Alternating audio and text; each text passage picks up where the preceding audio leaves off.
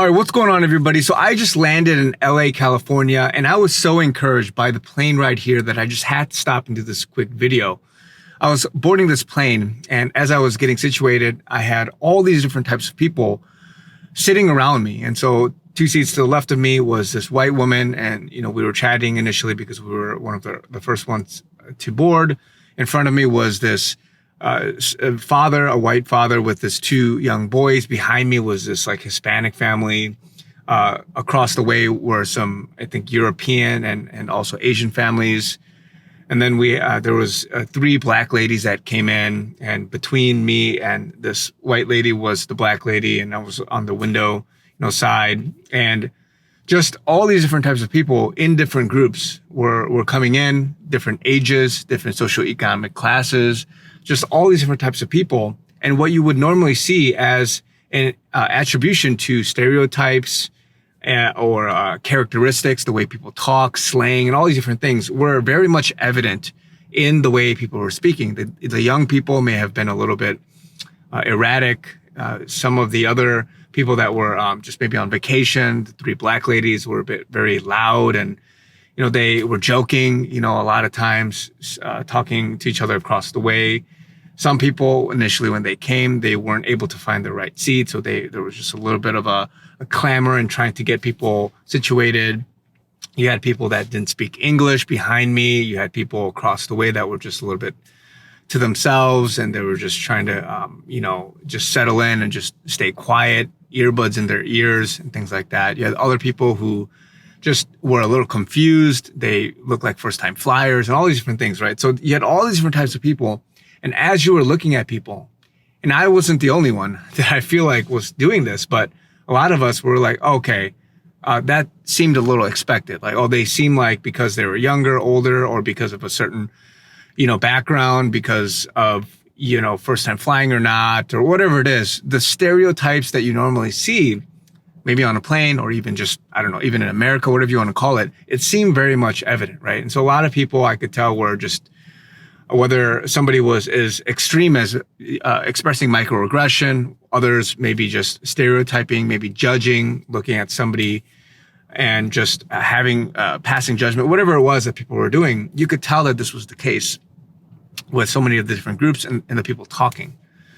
And as we were trying to get ready to take off, or rather push back from the gate, we found out that there was a issue with, somebody had pointed out that the aircraft wing, there was something sticking out of it or something hanging off of it. And so they told us that, hey, we're going to have to wait probably an hour or so for the mechanics to come take a look. So all of us just sitting there, some talking, some frustrated, just like, hey, I got a connecting flight, whatever it is, let's get going. Visibly just upset, things like that. As more and more time progressed, an hour and a half passed, and then suddenly they said, hey, we're going to have to deplane, and we have to go to another plane at a different gate, just at a very opposite end of the airport. And so we were able to do that, and a lot of us were just trying to make sense of things. Some people were running late, and some people were just trying to, just get their money's worth out of the situation. All these different things were happening. And as some people were starting to talk to each other, you could tell that some people were joking, some bonds were being formed, some people were sharing their expression, their anger, and just their frustration and things like that. And more people were just kind of grouping up, right? People that were strangers that initially didn't have any sort of connection were starting to talk about, hey, like, what are you going to do here? What gate was that? Asking questions, trying to cope with the situation. And then we got on the flight. Another hour and a half later, we sat in the same exact seats, different plane. And then throughout the flight, people were, talking. They were a little bit more open. So they were able to ask questions about where you're going, what you're doing. And then as the flight progressed, at the end of the flight, when everything ended, everyone, was bonding, laughing, making jokes. They were congratulating each other, like, hey, you made it to your, it seems like you made it. Hey, good luck on your trip there for your vacation, this and that. And so you had all these different people just in a state for which they were in camaraderie, they were unified in this shared experience. And even on the way there, I was watching this movie, and it was called Escape to Mogadishu. And it was this movie basically about North and South Koreans. There were diplomats in Somalia during the 1980s, late 80s, early 90s, basically before the war and just the rebel insurgent and things like that had happened. And they were basically at odds with each other. So North and South Korea, it's something obviously that is more relevant to me of being of Korean ethnicity. And it was such a touching movie because I was looking at these two groups that were so heated based on just cultural differences, the war, just all these different things at odds with each other, especially with the political differences, that in the movie they were forced to sort of get together, and because they had to escape this war-torn area just to get out alive, they were able to reconcile, to put things aside and make do with their differences, and then just be able to escape the city. And so it's a great movie. It's something I would recommend. Some action in it and things like that, some shooting, but it is, it was very blessing and encouraging to me because I was crying. I was weeping as I was watching this movie. And as this movie was ending, and as I saw and witnessed the end of this flight, the Lord was just showing me something. And he was showing me that just like how these people, whether it was in the movie or whether it was with the flight, all these people, they saw each other eye to eye because of a shared experience. They were able to see each other as human beings. They were able to put differences aside and say, hey, we need to get through this together. At first, I had a prejudice of you. At first, I had some kind of marginalization against you. At first, I have some kind of stereotype against you. At first, I had some anger against you. At first, I didn't want to talk to you. At first, people told me, society told me, news told me, media told me to not like you, to reject you. My country, my politics, my ideologies, they told me to pit me against you, to look at you from a different perspective and say, hey, I don't want to talk to you. I don't want to interact with you. I want to set you aside.